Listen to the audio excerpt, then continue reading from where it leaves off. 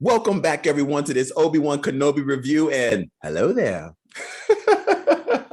Right out the gate of this series, I loved how they showed Order 66. I mean, we saw the Order go down in Revenge of the Sith, but we never actually saw how Order 66 was when they actually went to the Jedi Temple. So to actually see that in this series was actually pretty cool. And I really enjoyed that, getting a glimpse of how that was at that moment Order 66 was going down. Pretty dope. The Sith Inquisitors show up, and right out the gate, you get an extreme of sense of the power and the fear that they put amongst the citizens. I mean, yo, these citizens want nothing to do with these dudes, absolutely nothing. But I love that because it really gets you to see how powerful they are and the fear they have instilled in the citizens, especially on this planet. And yo, you got to get up for the Grand Inquisitor. I really like this guy, the way that he's portraying the character, his stoic attitude, his stance, his verbiage, the way he's speaking. I was on the edge of my seat because I didn't even know what this dude was going to do next. I really enjoyed this guy, and I actually want to see him on the screen a lot more. But we only got to see him in that little part, but I would love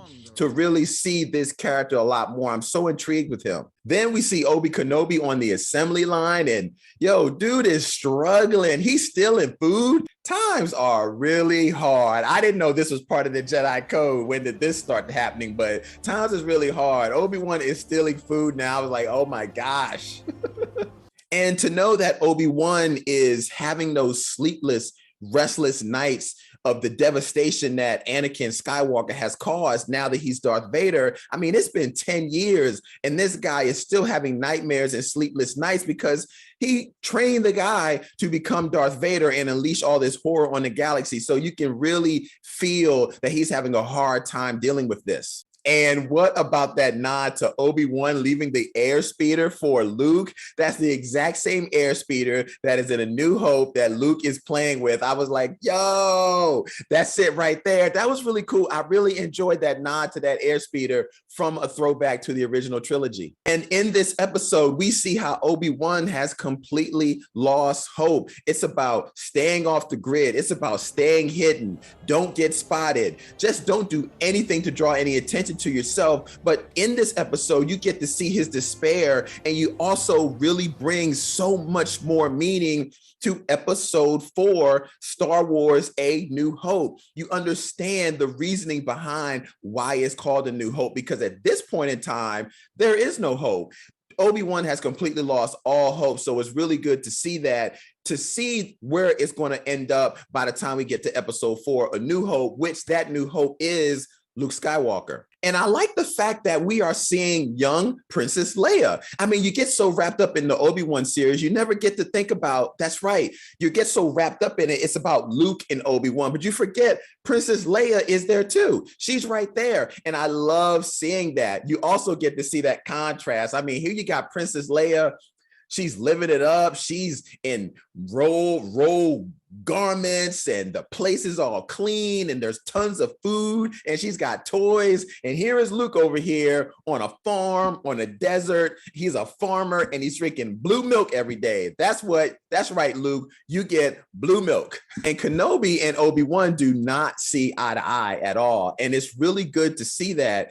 I mean, you could tell Uncle Owen has got a grudge and he is just not happy with Obi-Wan. And one thing I did not know, which they bring to light in this series, they actually talked about Luke being trained when that time came, when he started to show signs of his powers. And now Uncle Owen's pulling back like, nah, we're not doing that now. And that was really interesting. It's something I never really knew. So you could understand why they're butting heads so much. But yeah, that I was kind of shocked to see that they actually had made a deal and now Uncle Owen's pulling back on it, but you can understand why, because he definitely has some hatred to Obi-Wan Kenobi. Even though he doesn't say it, yeah, he doesn't like him so much. And the third sister, like, what is her deal? Like, she really comes strong for Obi-Wan Kenobi, but you have no idea why. And I hope that they explore that on why she is so driven to find Obi-Wan Kenobi, but the other Inquisitors Inquisitors and the Grand Inquisitor is not so much. Hopefully that as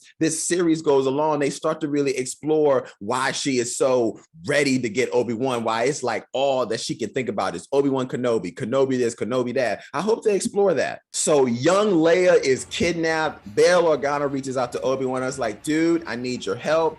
Right out the gate, Obi-Wan is like, nope, I'm not doing it. I'm not the guy. I'm a shell of who I used to be. And it's so good to see that because Obi-Wan, you start to realize how deep in despair this guy is. Like he just feels ruined by what happened and he doesn't want any opportunity to F it up again.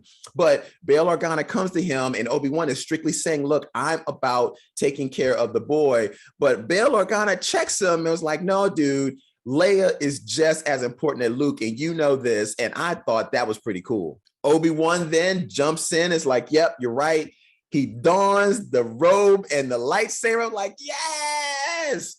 But that's so cool because you're finally getting to see Obi-Wan take on the responsibility, like, yeah, regardless of what's going on, I know I need to do this. So it's so cool to see him don the cape and the lightsaber.